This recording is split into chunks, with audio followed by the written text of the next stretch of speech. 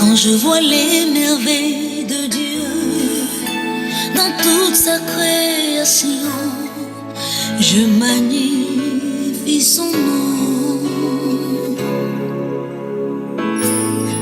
Il y a comme une évidence, la preuve de son existence. Je ressens sa présence. À tous les saints qui sont au bout des ondes, que la grâce et la paix vous soient données de la part de Dieu le Père et de Jésus-Christ, notre Rédempteur. Amen. Écoutons la promesse du jour. Mais ceux qui comptent sur l'Éternel renouvellent leur force. Ils prennent leur envol comme les aigles. Ils courent sans s'épuiser. Ils marchent sans se fatiguer. À travers ce verset 31 de Ésaïe 40, recevez, saints de Dieu, nos fraternelles salutations au nom du Père, du Fils et du Saint-Esprit. Amen. Il est merveilleux, je magnifie son nom. Il est glorieux, à lui l'adoration. Il est majestueux, j'admire sa création.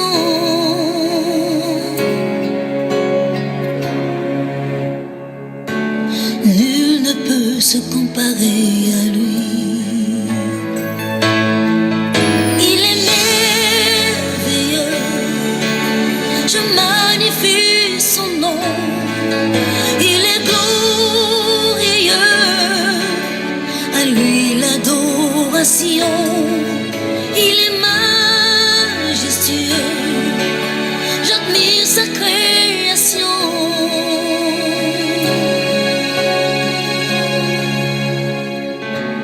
Nul ne peut se comparer à lui. Prions Dieu. Éternel Dieu, nous te louons, nous t'adorons car tu nous aimes et nous sommes tes enfants. Nous t'adorons et te louons pour Jésus-Christ qui est et a proclamé la bonne nouvelle du royaume. Nous t'adorons et te louons pour l'Esprit Saint qui nous rassemble malgré les distances qui nous séparent. Nous te remercions pour cette journée que tu nous donnes. Apprends-nous à faire ta volonté. Aide-nous à vivre l'amour parfait dans nos relations avec nos prochains. Répands dans nos cœurs ta confiance pour l'amour de Jésus-Christ, ton Fils unique, notre Sauveur. Amen.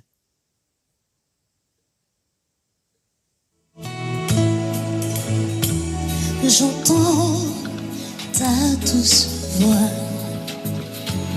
Jésus, je viens à toi.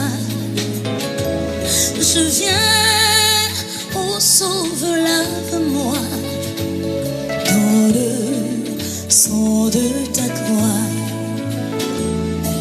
Jésus, roi des rois, oh roi des rois, qui mourut pour moi.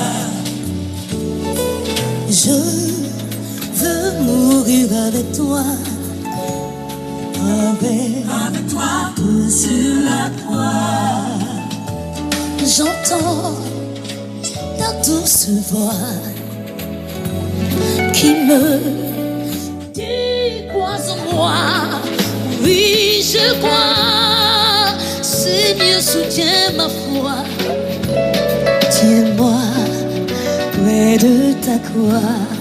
Jésus, Jésus, roi des rois,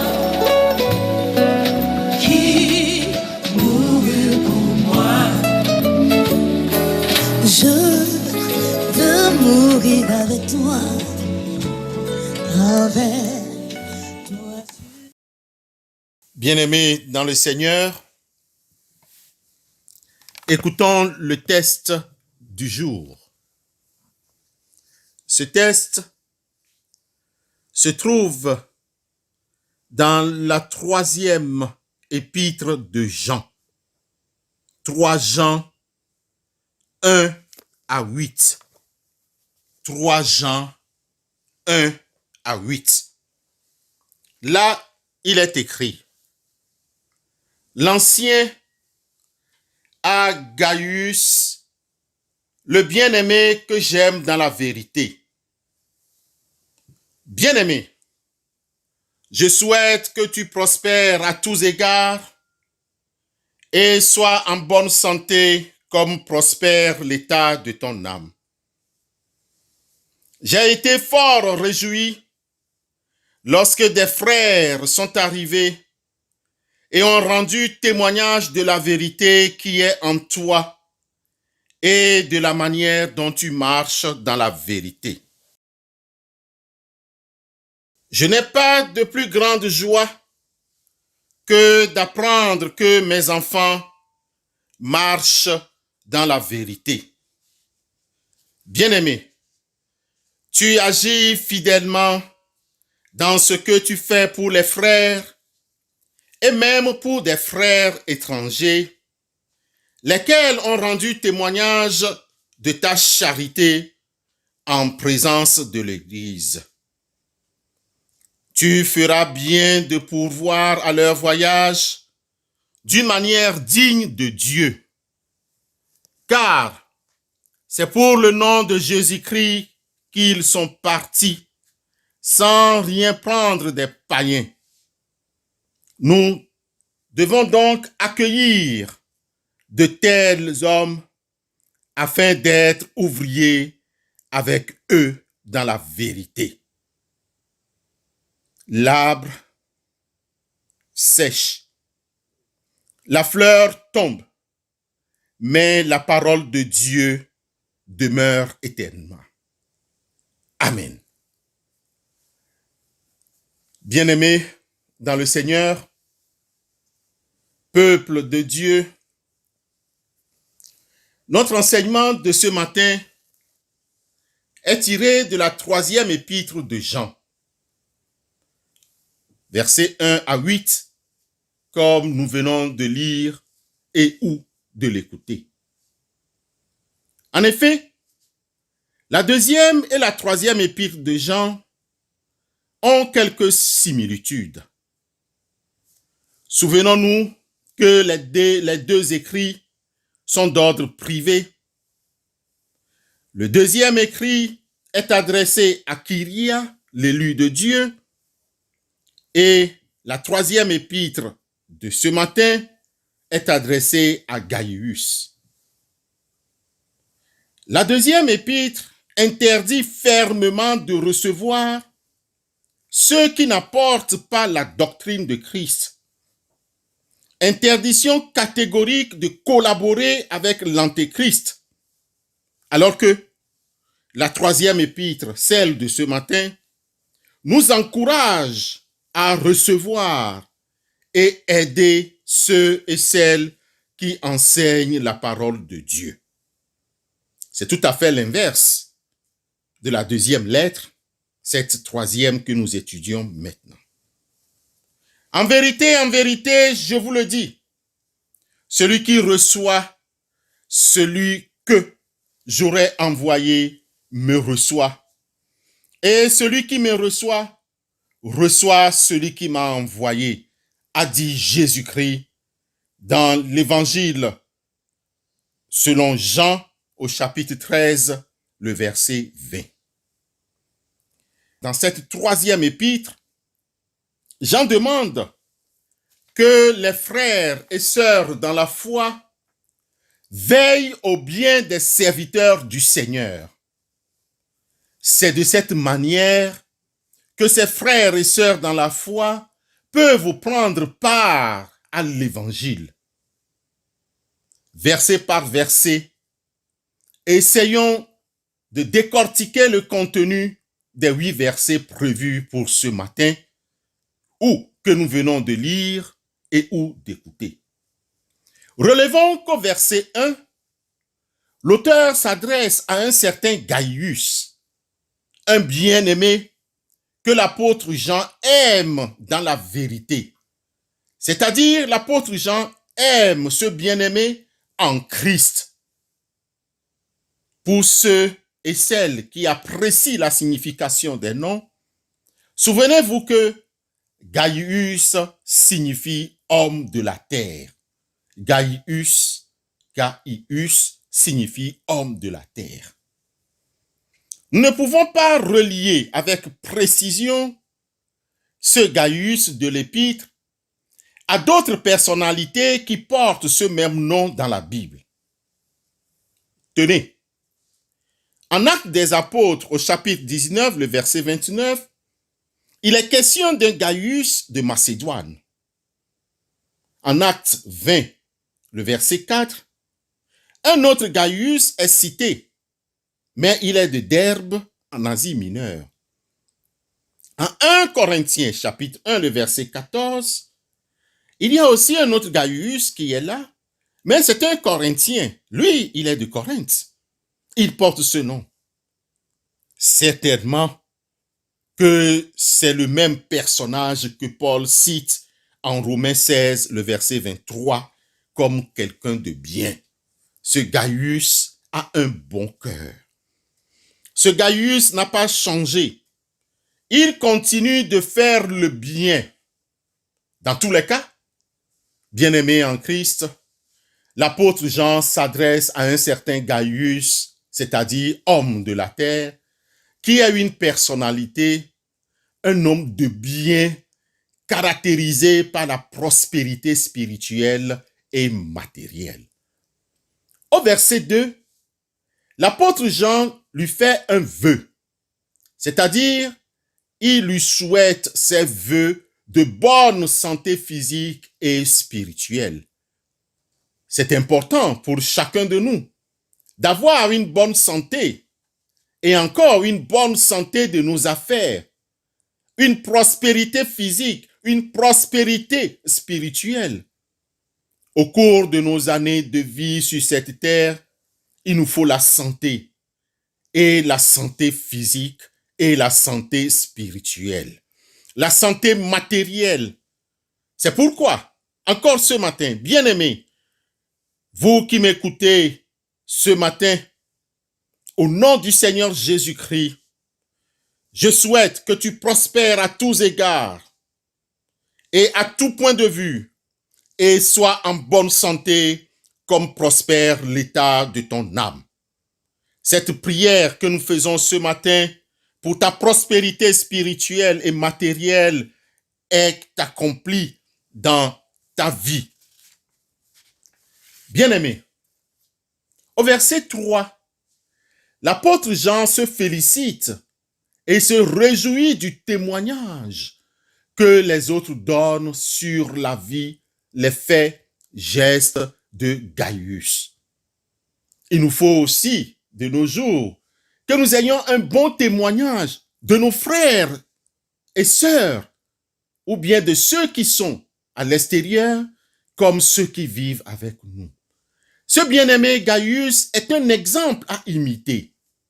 Gaius se présente bien, tellement qu'il a des qualités à transmettre. C'est ce que nous pouvons résumer des versets 3 à 8. Gaius évolue très bien dans la grâce et la vérité. Son comportement était un témoignage à la vérité et à l'amour. Pour l'apôtre Jean, la marche des enfants de Dieu dans la vérité constitue une grande joie pour ceux qui paissent les troupeaux de Dieu. 1 Pierre, chapitre 5, le verset 2 aussi, en a répliqué. Et surtout, une joie pour Christ lui-même. Frères et sœurs, en Christ, nous sommes interpellés à marcher dans la vérité au milieu d'un monde de mensonges. C'est dans ce sens que nous pouvons remplir la mission de l'Église qui réjouit le cœur de Christ, le chef de la communauté. Comment marches-tu? Dans la vérité ou dans le mensonge? Comment marches-tu? Dans la lumière ou dans les ténèbres? Aujourd'hui, nous sommes interpellés. Gaius marche sur les pas de Christ. Et nous autres, aujourd'hui, quel est le témoignage que nous donnons? Quelle est l'image que nous émettons? Et quand on nous regarde, quelle est l'image? Qu'est-ce qu'on sent de nous comme témoignage? Ton pasteur ou le dirigeant de ton église, est-il content de ton témoignage? Il est impossible de manifester l'amour de Dieu en dehors d'une vie de lumière et de vérité. Au chapitre 4, Jean insiste sur l'attitude d'un serviteur de Dieu, l'attitude d'un père rempli d'amour et de sollicitude envers ses enfants. Toi, serviteur de Dieu en plein temps, ton attitude doit être tout simplement l'attitude d'un père rempli d'amour et de sollicitude envers ses enfants. Au verset 5, il est question des fidèles agissements envers les frères dans la foi, ensuite envers les frères étrangers qui sont nouvellement venus à la foi. Dans nos églises aujourd'hui, comment accueillons-nous nos frères? Comment accueillons-nous ceux qui sont venus, par exemple, pour la première fois? La vérité, c'est que les saints sont un. Ils sont un en Christ. Et que le nom du Seigneur Jésus lie entre eux tous ceux qui servent ensemble en son nom. Et cet amour est la puissance qui cimente le cercle chrétien. Cette vérité doit être en nous et nous devons marcher en elle. Nous le répétons encore, l'exemple de Gaius est un bon exemple, car non seulement il accueille chez lui les frères, connus ou inconnus, il leur offre aussi une hospitalité d'amour. Il pourvoit à leur entretien et les conduit pendant leur ministère d'une manière digne de Dieu. Chers frères et sœurs dans le Seigneur, comment traitons-nous les serviteurs de Dieu de nos églises? Est-ce d'une manière digne de Dieu? Les considérons-nous selon la vraie lumière, même si en eux-mêmes, ils sont insignifiants, ils demeurent serviteurs de Dieu, envoyés de Dieu. Nous devons recevoir de tels hommes, et ce n'est pas facultatif. L'apôtre Jean nous dit que c'est un devoir de recevoir les hommes et les femmes au service de Dieu. Ce ne sont pas les païens qui vont s'occuper de ces hommes. Non. Jean nous dit expressément, nous devons donc accueillir de tels hommes afin d'être ouvriers avec eux dans la vérité. 3 Jean 8. Nous devons donc accueillir de tels hommes afin d'être ouvriers avec eux dans la vérité. Mon frère, ma sœur, tu veux être ouvrier avec ces hommes et femmes dans la vérité pour l'expansion de l'évangile, pour l'évangélisation, accueille-les. Jean nous encourage à soutenir les serviteurs de Dieu pour collaborer à l'expansion de l'évangile, c'est-à-dire coopérer à la vérité. Somme toute, retenons que Jean nous demande expressément ce soutien. Soutien apporté aux serviteurs de Dieu, soutien apporté pour leurs besoins. Ils ont besoin de quoi? Et tout ceci pour le bien de la vérité. Le frère, même l'étranger, mais qui porte diligemment la vérité pour le nom de Christ, doit être reçu Et nous devons être heureux de le faire à cause de la vérité que ce serviteur nous apporte. Que faisons-nous dans la foi face à cette parole? Favorisons-nous le ministère de nos prochains? Participons-nous à la vérité? Bien-aimés, Hébreux chapitre 13, le verset 17 nous dit: obéissez à vos conducteurs et ayez pour eux de la déférence, car ils veillent sur vos âmes comme en rendre compte, afin qu'ils le fassent avec joie et non en gémissant, car cela ne vous serait pas profitable. Hébreux 13, verset 17. Que fais-tu pour soutenir les hommes de Dieu dans l'œuvre de vérité dont ils ont la charge? Pour conclure, l'épître à Timothée, chapitre 5, le verset 17 et 18, réplique en ces termes: que les anciens qui dirigent bien soient jugés dignes d'un double amour, d'un double honneur, surtout ceux qui travaillent à la prédication et à l'enseignement. Car l'Écriture dit: tu n'en mesureras point le bœuf qui foule le grain. Que le Seigneur nous aide à comprendre la profondeur de cette parole et que chacun développe en lui-même le ministère reçu et surtout pour aujourd'hui, le ministère de la collaboration à la vérité. Collaborons pour que cette vérité soit propagée partout. Que le Seigneur nous bénisse et que le Saint-Esprit soit sur chacun d'entre nous. Amen.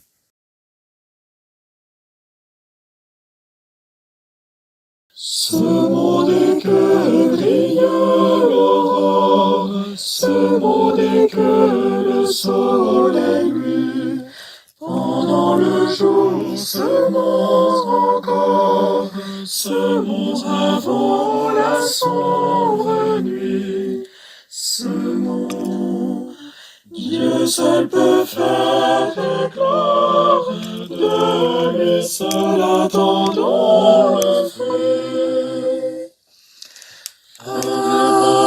Répandons la divine semence dans le succès, comme dans le mépris. Le jour se lève et la moisson s'avance, et Dieu là-haut nous réserve le prix. Prions Dieu. Éternel Dieu, nous te prions d'accepter nos actions de grâce cette journée. Tu sais de quoi elle est faite.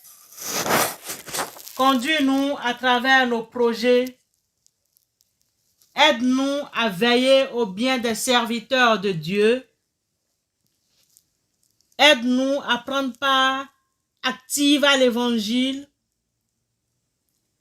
Apprends-nous à recevoir et contribuer au bien de ceux qui enseignent la doctrine de Christ. Père Tout-Puissant, Médecin suprême, toi qui guéris, impose ta main de guérison à ceux qui sont actuellement malades, car c'est de toi que viennent toute guérison et tout don parfait.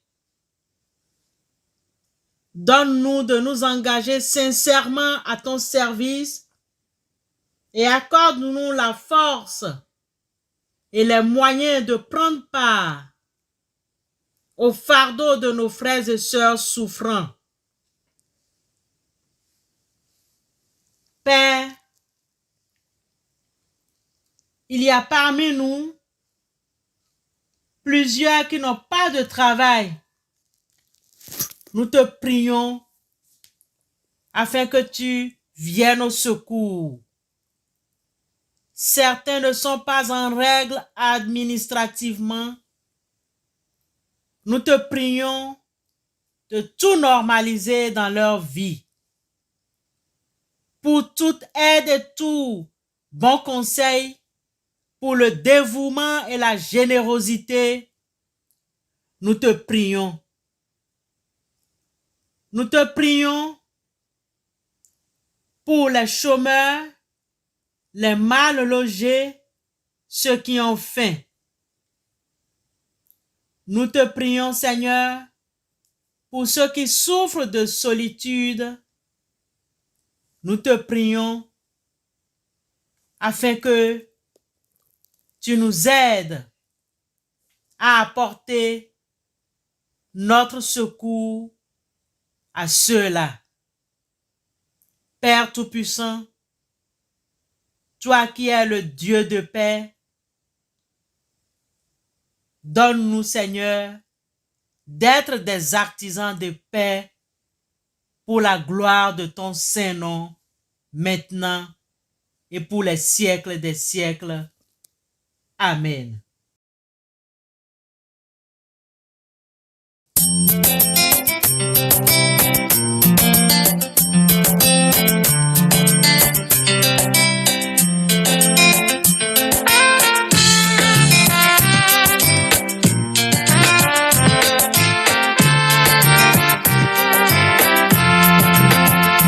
Devant pour la sanctification de l'âme, pour que le Seigneur demeure en nous. Œuvrons pour l'église de Jéhovah, au vu de la sainte demeure. Œuvrons pour la sanctification de l'âme, afin d'hériter des lieux célestes. Œuvrons pour la sanctification de l'âme, afin d'hériter des lieux célestes.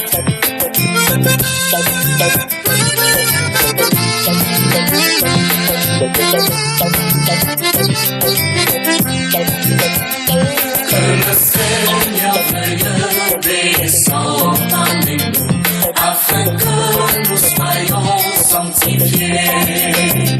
Saint Michel viendra nous délivrer du joug des princes de ce monde, afin que nous puissions triompher du diable et travailler en toute espérance.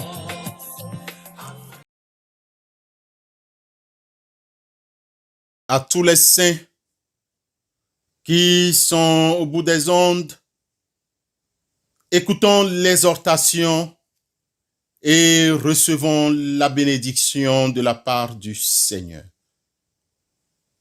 Souvenez-vous de vos conducteurs qui vous annoncent la parole de Dieu. Considérez quelle a été la fin de leur vie et imitez leur foi. La bénédiction. Jésus-Christ est le même hier, aujourd'hui et éternellement. Que la grâce soit avec vous tous. Amen. Bonne journée à vous tous.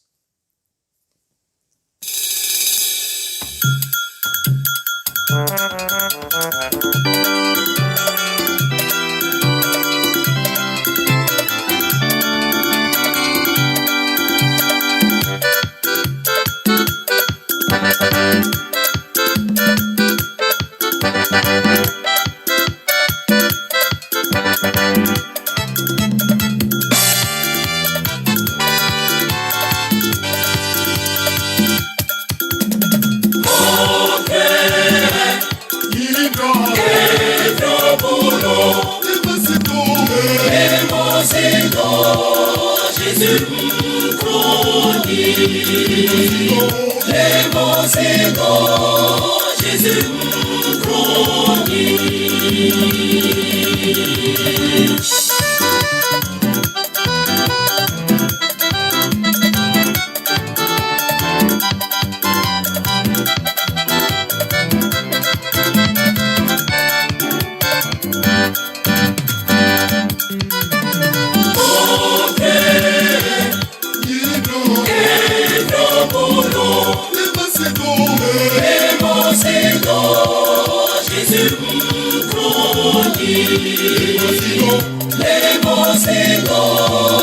Jésus,